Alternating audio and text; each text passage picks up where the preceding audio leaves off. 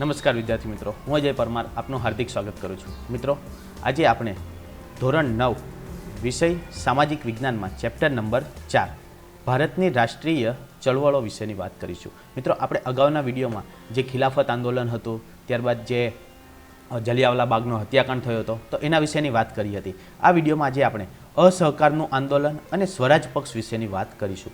અસહકારનું આંદોલન કે જે અંગ્રેજો પ્રત્યે અસહકાર દાખવવામાં આવ્યો, એમના જે વસ્ત્રો, જે એમની આયાતી વસ્તુ હતો એનો બહિષ્કાર કરવામાં આવ્યો.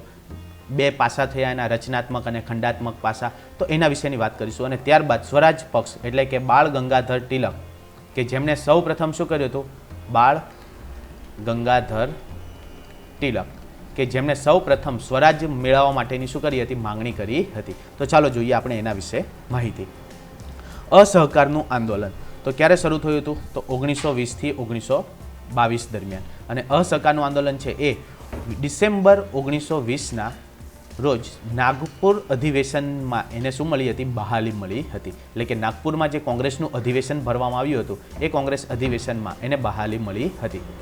કોંગ્રેસે હવે શું નક્કી કર્યું હતું? તો કોંગ્રેસે હવે બ્રિટિશ સામ્રાજ્યના નેજા હેઠળ સ્વશાસન નહીં પરંતુ સ્વરાજ જ જોઈએ છે એવી બુલંદ માંગણી કરી હતી. અત્યાર સુધી એ લોકોની માંગણી શું હતી? સ્વશાસનની હતી. કારણ કે બધું શાસન કોના દ્વારા થતું હતું? અંગ્રેજો દ્વારા થતું હતું, બ્રિટિશરો દ્વારા થતું હતું. પરંતુ એમની અત્યાર સુધી માંગણી શું હતી? કે શાસન અમારા દ્વારા કરવામાં આવે. પરંતુ આ અસહકારના આંદોલનમાં શું થયું? તો સ્વશાસન નથી જોતું, પરંતુ શું જોઈએ છે? તો સ્વરાજ જોઈએ છે. શું જોઈએ છે? સ્વરાજ, એટલે કે સ્વતંત્રતા જોઈએ છે. શું જોઈએ છે? સ્વતંત્રતા. અને અહીંથી જ આપણી જે સ્વતંત્રતા મેળવવાની જે ચળવળ હતી એની શરૂઆત થઈ ગઈ હતી. હવે એના બે પાસા હતા. એક હતું રચનાત્મક પાસું અને બીજું હતું ખંડનાત્મક પાસું અથવા તો ખંડનાત્મક ચળવળો. બરાબર. રચનાત્મક પાસામાં એવું હતું કે હિન્દુ મુસલમાનની એકતા દ્રઢ બને એ માટે એમણે શું કર્યું હતું? તો સ્વદેશી વસ્તુઓનો સ્વીકાર કરવાનો. શું નક્કી કર્યું હતું? તો સ્વદેશી વસ્તુનો ઉપયોગ કરવાનો અને વિદેશી જે વસ્તુ છે એનો શું કરવાનો? બહિષ્કાર કરવાનો. તદુપરાંત એક અગત્યનું હતું એ હતું ટિળક ફંડમાં 1 કરોડ રૂપિયા. કેટલા રૂપિયા? 1 કરોડ રૂપિયા રોકડા જમા કરાવવાના. એ એમની એક શું હતો? એમનું એક એમ હતું અથવા તો એમની એક ઈચ્છા હતી. અને જેમ બને એમ શું? સ્વદેશી વસ્તુનો જ ઉપયોગ કરવાનો હતો. અને રાષ્ટ્રીય શિક્ષણનો પણ એની અંદર સમાવેશ કરવામાં આવ્યો હતો. જ્યારે ખંડનાત્મક પાસામાં શું હતું? ખંડનાત્મક પાસામાં એવું હતું કે સરકારી કોલેજો હોય કે જ્યાં અંગ્રેજો દ્વારા શિક્ષણને આપવામાં આવતું હોય તો ત્યાં બંધ થઈ જવાનું, સેનામાંથી બધાએ છૂટા થઈ જવાનું, અંગ્રેજોના જે નેતાઓ હોય એની સાથે જે વ્યક્તિ હતા એને શું થઈ જવાનું? તો એના નેતાગીરીમાંથી છૂટા થઈ જવાનું, કે એમને ખંડ એટલે કે ભાગ પાડી દેવાના. એ રીતેના પણ એક પાસા હતા. તો ચાલો જોઈએ.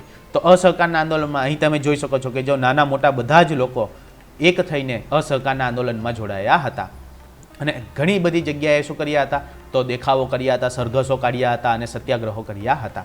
હવે એનું રચનાત્મક પાસું છે. તો આંદોલનના હકારાત્મક પાસામાં હિન્દુ મુસ્લિમની એકતાએ દ્રઢ બનાવી, સ્વદેશી ચીજવસ્તુઓનો આગ્રહ રાખવો, ઘેર ઘેર રેંટિયા ફરતા કરવા, તિલક સ્વરાજ ફંડમાં 1 કરોડ રૂપિયા એકઠા કરવા, ખાદી, અસ્પૃશ્યતા નિવારણ, દારૂબંધી અને રાષ્ટ્રીય શિક્ષણનો સમાવેશ થતો હતો. એટલે કે આ બધી વસ્તુઓનો શું કરવામાં આવ્યો હતો? સ્વીકાર કરવામાં આવ્યો હતો.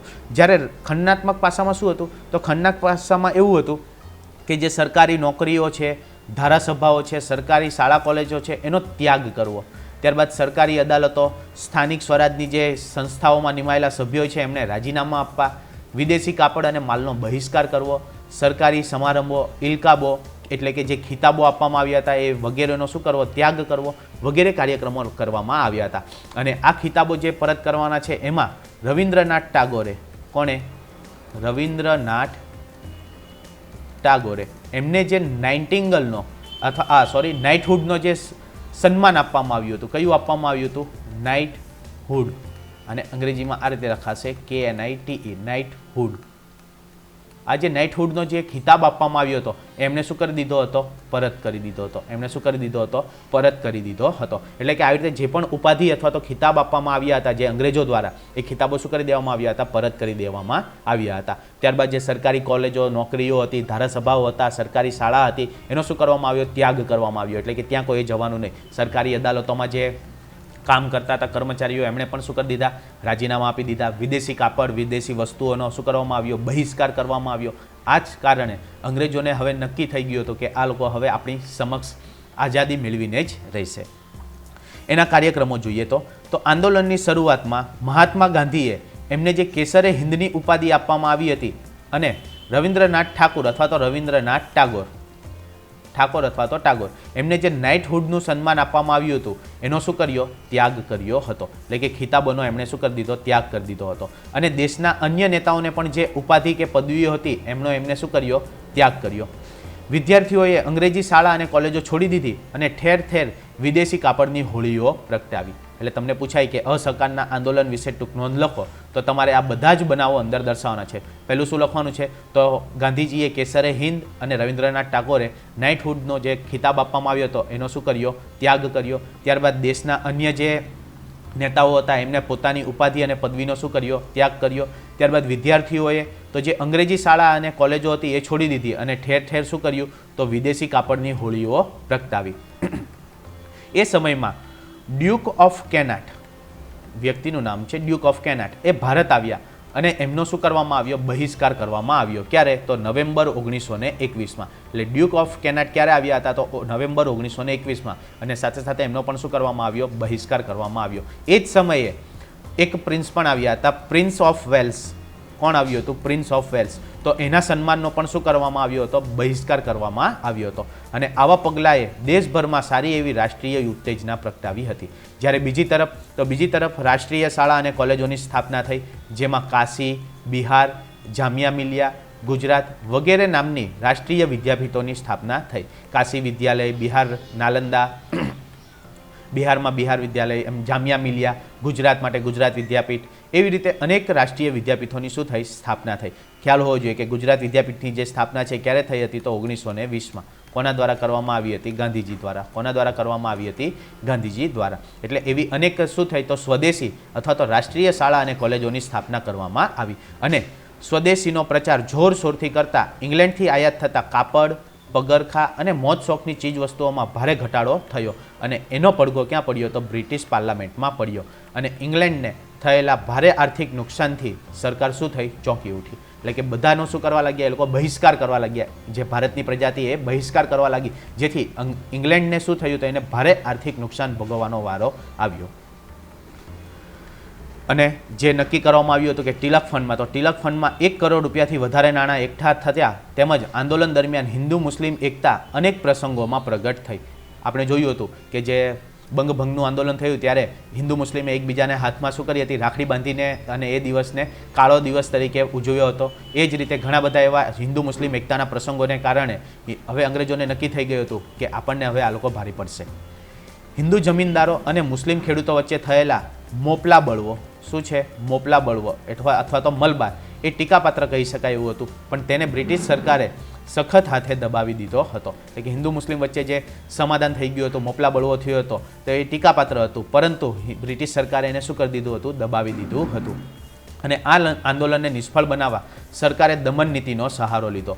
દમન નીતિમાં શું કર્યું તો બેફામ લાઠીમાર કરવામાં આવ્યો, આધેધડ ગોળીબાર કરવામાં આવ્યો, સામુદાયિક ધરપકડો કરવામાં આવી, અમાનુષી અત્યાચારો કરવામાં આવ્યા અને હિન્દુ મુસ્લિમની એકતાને તોડવાના ઘણા બધા પ્રયાસો, એટલે કે કોમવાદ કરવામાં આવ્યો. શું કરવામાં આવ્યો, કોમવાદ કરવામાં આવ્યો. કોમવાદની શરૂઆત અંગ્રેજોએ જ કરી હતી. કોણે કરી હતી, અંગ્રેજોએ. આપણે જોઈ ગયા છે કે જ્યારે મુસ્લિમ લીગની સ્થાપના થઈ, શું થયું, મુસ્લિમ લીગની સ્થાપના, તો એનું મુખ્ય કારણ શું હતું, કોમવાદ. એનું મુખ્ય કારણ શું હતું, કોમવાદ. કારણ કે એ લોકો હિન્દુ મુસ્લિમની એકતા જોઈ શકતા નહીં હતા.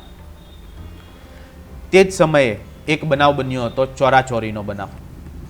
કયો બનાવ બન્યો હતો, ચોરાચોરીનો બનાવ. અને એ ચોરાચોરીનો બનાવ બન્યો એટલે આ જે અસહકારનું આંદોલન હતું એ શું કરવામાં આવ્યું તો અસહકારનું જે આંદોલન હતું એ મોકૂફ રાખવામાં આવ્યું. શું કરવામાં આવ્યું, મોકૂફ રાખવામાં આવ્યું. હવે આ જે ચોરાચોરીનો બનાવ બન્યો છે તો એ આંદોલન દરમિયાન ઘણા બધા સરઘસોને એવું નીકળ્યું હતું. તો સરઘસ ઉપર પોલીસે શું કર્યો, ગોળીબાર કર્યો. અને પોલીસની ગોળી ખૂટી ગઈ તો એ પોલીસ ચોકીમાં જઈને ભરાઈ ગયા. ત્યારે ઉશ્કેરાયેલા ટોળાએ ગોરખપુરના ચોરાચોરી ગામે એક પોલીસ ચોકી હતી, આખી પોલીસ ચોકી જ બહારથી શું કરી, સળગાવી દીધી. અને એ પોલીસ ચોકીમાં 21 પોલીસવાળાના શું થઈ ગયા હતા? મૃત્યુ થઈ ગયા હતા, એટલે કે બળીને એક ખાક થઈ ગયા હતા. અને આનો જ્યારે સમાચાર ગાંધીજીને મળ્યા ત્યારે ગાંધીજીએ કીધું હતું કે અહિંસાનું મૂલ્ય નહીં સમજારા લોકોને હાથમાં, અહીં લખ્યું છે કે અહિંસાનું મૂલ્ય નહીં સમજનારા લોકોના હાથમાં સત્યાગ્રહનું સત્ર મૂકીને મેં હિમાલય જેવડી મોટી ભૂલ કરી છે.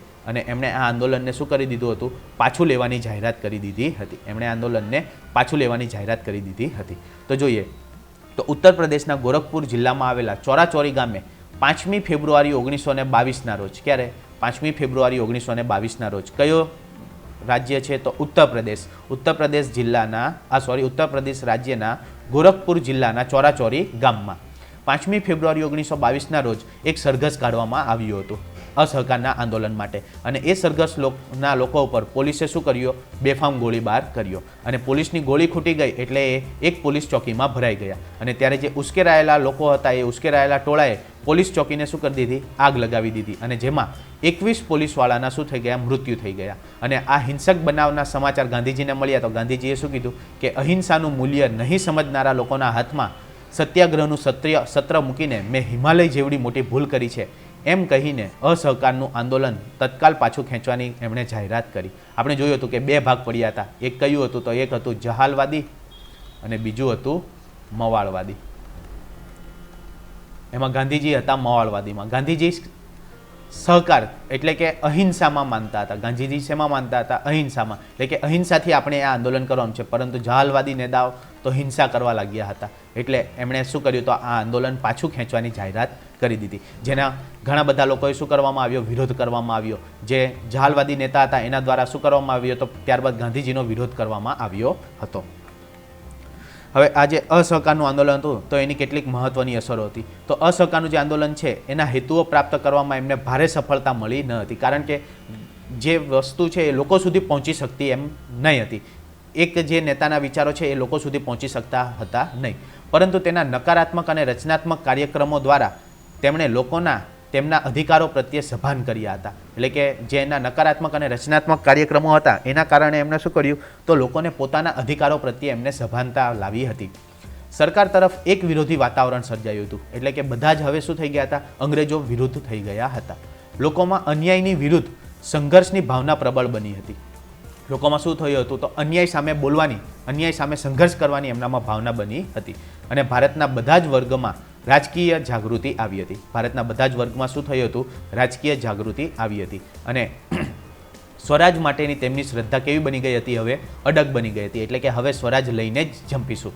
લોકોમાંથી લાઠી, દંડ અને જેલમાં જવાનો ભય શું થઈ ગયો હતો? દૂર થઈ ગયો હતો. લોકો હસતા મુખે શું થતા હતા? તો જેલમાં જતા રહેતા. ગમે એટલા એમને દમન નીતિ અપનાવવામાં આવતી હતી તો પણ એ લોકો પીછેહટ કરતા નહીં હતા. યુવાનો અને સ્ત્રીઓ પણ રાષ્ટ્ર સેવામાં આગળ આવ્યા હતા. અને કોંગ્રેસ લોકોની સંસ્થા બની ગઈ હતી. ત્યારે કોંગ્રેસ એટલે શું હતું? તો કોંગ્રેસ એટલે હતું ગ્રુપ ઓફ પીપલ. કોંગ્રેસ એટલે શું હતું? તો કોંગ્રેસ હતું ગ્રુપ ઓફ પીપલ. એટલે કે લોકોનું ટોળું હતું. શું હતું? લોકોનું ટોળું હતું. ત્યારે કોંગ્રેસ કોઈ પક્ષ નહીં હતો, પરંતુ એક ગ્રુપ ભેગું થાય એને કોંગ્રેસ નામ આપી દેવામાં આવ્યું હતું. અને એની અંદર યુવાનો સાથે સાથે સ્ત્રીઓ પણ સમાવેશ થઈ ગયો હતો. દેશમાં રાષ્ટ્રીય શિક્ષણ આપતી શાળાઓ શરૂ થઈ ગઈ હતી. એ તો આપણે જોયું કે અસહકારના આંદોલનને લીધે બિહારમાં, ગુજરાતમાં વગેરે જગ્યાએ શું થઈ ગયું હતું? તો રાષ્ટ્રીય શિક્ષણ આપતી શાળાઓ અથવા તો વિદ્યાપીઠોની પણ શરૂઆત થઈ ગઈ હતી. અને અંગ્રેજીના સ્થાને હિન્દી ભાષાને મહત્ત્વ મળ્યું હતું. જે રાષ્ટ્રીય આંદોલન અત્યાર સુધી શહેરો અને નગરો તેમજ બુદ્ધિજીવો પૂરતું સીમિત હતું એ હવે ગામડે ગામડે અને સામાન્ય જનતા સુધી વિસ્તરી ગયું હતું. એટલે કે અસહકારનું આંદોલન છે એ માત્ર જો પહેલાં શહેરો પૂરતું જ સીમિત હતું, પરંતુ આ રાષ્ટ્રીય શિક્ષણ અને હિન્દી ભાષાને સ્થાન મળતા એ ગામડે ગામડે સામાન્ય જનતા સુધી શું થઈ ગયું હતું? વિસ્તરી ગયું હતું. ત્યારબાદ જોઈશું સ્વરાજ પક્ષ. તો સ્વરાજ પક્ષની સ્થાપના કોણે કરી હતી? તો બે વ્યક્તિએ કરી હતી. એક હતા મોતીલાલ નહેરુ. એ કોણ હતા? મોતીલાલ નહેરુ. અને બીજા હતા ચિત્તરંજન દાસ. કોણ હતા? ચિત્તરંજન દાસ અથવા તો ચિત્તરંજન દાસ મુનશી. એમના દ્વારા શું કરવામાં આવી હતી? તો સ્વરાજ પક્ષની સ્થાપના કરવામાં આવી હતી. કે જે અસહકારની લડતને મોકૂફ રાખવામાં આવ્યું હતું ગાંધીજી દ્વારા, તો એના જગ્યાએ એમણે સ્વરાજ પક્ષની રચના કરી હતી. અને એનો ઉદ્દેશ્ય શું હતો? તો એનો ઉદ્દેશ્ય હતો કે સરકારનો વિરોધ કરવાનો. શું હતો? સરકારનો વિરોધ કરવાનો. અને જે એના રચનાત્મક કાર્ય હતા, રેટિયો કાતવાનું, અસ્પૃશ્યતા નિવારણ, હિન્દુ મુસ્લિમની એકતા, નશાબંધી, તો એમણે શું કર્યો હતો? સ્વીકાર કર્યો હતો. તો ચાલો જોઈએ આપણે. તો લોકોમાં રાજકીય જાગૃતિને ટકાવી રાખવાના હેતુથી અસહકારની લડત શું થઈ? મોકૂફ રાખવામાં આવી. ત્યારબાદ ચિત્તરંજન દાસ મુનશી, કોણ બે વ્યક્તિ હતા? ચિત્તરંજન દાસ મુનશી અને મોતીલાલ નહેરુએ સ્વરાજ પક્ષની સ્થાપના કરી અથવા તો એની રચના કરી. અને એમનો હેતુ શું હતો? તો એમનો હેતુ હતો ધારાસભાઓમાં પ્રવેશી સરકારની અયોગ્ય નીતિઓનો વિરોધ કરવાનો હતો. એમનો મુખ્ય હેતુ શું હતો? તો ચૂંટણી દ્વારા ચૂંટાઈને ધારાસભામાં પ્રવેશ મેળવી અને સરકારની જે અયોગ્ય નીતિઓ હતી તો અયોગ્ય નીતિઓનો વિરોધ કરવાનો હતો. સ્વરાજ પક્ષના સ્થાપકોએ પણ ગાંધીજીના અસ્પૃશ્યતા નિવારણ, હિન્દુ મુસ્લિમ એકતા, રેટિયો ઘૂમતા કરવા, નશાબંધી વગેરે રચનાત્મક કાર્યક્રમનો શું કર્યો હતો? સ્વીકાર કર્યો હતો. અને નવેમ્બર 1923ના રોજ યોજાયેલી ધારાસભાની ચૂંટણીમાં સ્વરાજ પક્ષે ઝુકાવ્યું અને કેન્દ્રીય ધારાસભા અને કેટલાક પ્રાંતોની ધારાસભામાં સ્વરાજ પક્ષના ઉમેદવારો ચૂંટાઈ આવતા સ્પષ્ટ બહુમતી મળી. એટલે કે નવેમ્બર 1923માં જે ચૂંટણી થઈ એ ચૂંટણીમાં સ્વરાજ પક્ષે પોતાનું પક્ષ ઊભું કરીને શું કર્યું? ચૂંટણીમાં ઊભા રહ્યા. અને પ્રાંતની જે ધારાસભાઓ હતી અને કેન્દ્રની જેટલી ધારાસભાઓ હતી એમાં ઘણા બધા પક્ષોમાં ચૂંટાઈ આવ્યા અને સ્પષ્ટ બહુમતી મળી. બંગાળના પ્રાંતમાં એમને બહુમતી ન મળી હતી, પણ છતાં મોટા મજબૂત પક્ષ તરીકે એમને સ્થાન મળ્યું હતું. એટલે કે બંગાળમાં બહુમતી મળી ન હતી. બંગાળનું નેતૃત્વ કોના દ્વારા કરવામાં આવ્યું હતું? તો ચિત્તરંજન દાસ મુનશી દ્વારા. એમણે બંગાળથી આ સ્વરાજ પક્ષનું નેતૃત્વ કરતા હતા. કેન્દ્રીય ધારાસભાના પક્ષમાં નેતા તરીકે મોતીલાલ નહેરુ અને બંગાળના પ્રાંતના નેતા તરીકે ચિત્તરંજન દાસની વરણી થઈ. એટલે કે કેન્દ્ર માટે તો મોતીલાલ નહેરુ એ ક્યાં હતા? કેન્દ્ર માટે હતા. અને બંગાળ પ્રાંત માટે કોણ હતા? તો બંગાળ પ્રાંત માટે હતા ચિત્તરંજન દાસ મુનશી. પછી આગળ ઘણી બધી અરજીઓને બધું કરવામાં આવ્યું, ખરડાઓ, અને એનો શું કરવામાં આવ્યો? વિરોધ કરવામાં આવ્યો. શા માટે બનાવવામાં આવ્યું હતું સ્વરાજ પક્ષ? તો એ જે સરકારની અયોગ્ય નીતિ હતી તો એના સામે વિરોધ કરવા માટે જ બનાવવામાં આવ્યું હતું. એટલે કે સ્વરાજ પક્ષે સરકારી અંદાજપત્રો અને ખરડાઓ નામંજૂર કરી સરકારની અન્યાયી નીતિનો શું કરવામાં આવ્યો? વિરોધ કર્યો. અને પ્રજાના પ્રશ્નો તરફ સરકારને ધ્યાન દોરવાની શું બની?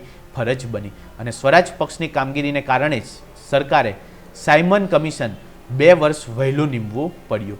સાયમન કમિશન 2 વર્ષ શું કરવામાં આવ્યું? વહેલું નીમવામાં આવ્યું. ધારાસભામાં સ્વરાજ પક્ષે શિસ્તબદ્ધ કામગીરી બજાવી, ઊંચી સંસદીય પ્રણાલીઓ સ્થાપી. જેના કારણે શું થયું? તો જેના કારણે સરકારે હવે આ લોકોને આઝાદી આપવાનો એક નિર્ણય નક્કી કરવો જ પડ્યો.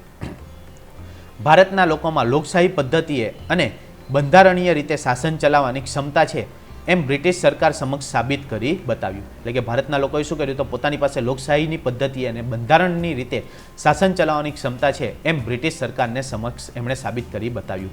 આવી સુંદર કામગીરીને પરિણામે હિન્દુનો શિક્ષિત વર્ગ સ્વરાજ પક્ષ તરફ આકર્ષાયો. એટલે કે આવી જે સુંદર કામગીરી થતી હતી કે એ લોકોએ શું કર્યું કે અમે હવે શાસન કરી શકીએ એમ સક્ષમ છીએ એમ સાબિત કરી બતાવ્યું. જેના કારણે જે શિક્ષિત વર્ગ હતો એ સ્વરાજ પક્ષ તરફ શું થયો? આકર્ષાયો. અને લોકોમાં પણ રાષ્ટ્રીય જાગૃતિનો પુનઃ સંચાર થયો. સ્વરાજ પ્રાપ્તિને વધુ નજીક લાવવામાં આ પક્ષે ખૂબ જ અગત્યનો ભાગ ભજવ્યો. એ સઘળી બાબતોએ એનું મહત્વ અને મૂલ્ય રહેલું છે. એટલે કે સ્વરાજ પક્ષ છે તો એને સ્વરાજ પ્રાપ્તિ માટે શું કર્યો છે? તો એક અગત્યનો ભાગ ભજવ્યો છે. ત્યારબાદ જૂન 1925માં ચિત્તરંજન દાસનું અવસાન થતાં સ્વરાજ પક્ષ શું થયો? નબળો પડ્યો. અને કેટલાક સભ્યો સરકારને સહયોગ આપતા તો કેટલાક નેશનલ પાર્ટીના નામે નવો પક્ષ સ્થાપતા સ્વરાજ પક્ષની પ્રતિષ્ઠા શું થઈ ગઈ? ઓસરી ગઈ. એટલે કે જ્યારે ચિત્તરંજન દાસનું મૃત્યુ થયું કે જે બંગાળ પ્રાંતનું નેતૃત્વ કરતા હતા, ત્યારબાદ આ સ્વરાજ પક્ષ નબળો પડ્યો અને એની જગ્યાએ નવી એક પાર્ટી આવી. એનું નામ હતું નેશનલ પાર્ટીનો ઉદ્ભવ થયો. અને તે પછી ચૂંટણીમાં તો મદ્રાસ પ્રાંત સિવાય સર્વત્ર તેના ઉમેદવારો માટે ભારે પરાજય સાંપડ્યો. જોકે બિપિનચંદ્ર પાલ અને સુરેન્દ્રનાથ બેનર્જીએ આ કામગીરીની આકરી ટીકા પણ કરી હતી. કારણ કે અંગ્રેજોને પણ હવે સાબિત કરી બતાવ્યું હતું કે આપણે શું છે? તો હવે આપણે રાષ્ટ્રને ચલાવવા માટે સક્ષમ છે એમ સાબિત કરી બતાવ્યું હતું. પરંતુ આ નેશનલ પાર્ટી આવી અને એને ઘણી બધી ચૂંટણીમાં શું થયો? હાર મળ્યો. તે એટલે બિપિનચંદ્ર પાલ અને સુરેન્દ્રનાથ બેનર્જીએ પણ એની શું કરી હતી? આકરી ટીકા કરી હતી. તો આવી ઘણી બધી રાષ્ટ્રીય ચળવળો કે જે સ્વતંત્રતા પહેલાં થઈ ચૂકી હતી. હવે આપણે આના પછીના ચેપ્ટરમાં જે ભારતની આઝાદી તરફનું જે પ્રયાણ છે એના વિશેની વાત કરીશું. તો અહીં આપણું આ જે ચોથું ચેપ્ટર છે એ ચોથું ચેપ્ટર શું થાય છે? પૂર્ણ થાય છે. આશા રાખું છું કે તમને આ વિડીયોમાં સમજ પડી હશે. જો સમજ પડી હોય તો વધુમાં વધુ લાઇક કરજો અને શેર કરજો. ફરીથી મળીશું આ વિડીયો સાથે. ત્યાં સુધી good bye and take care. Thank you.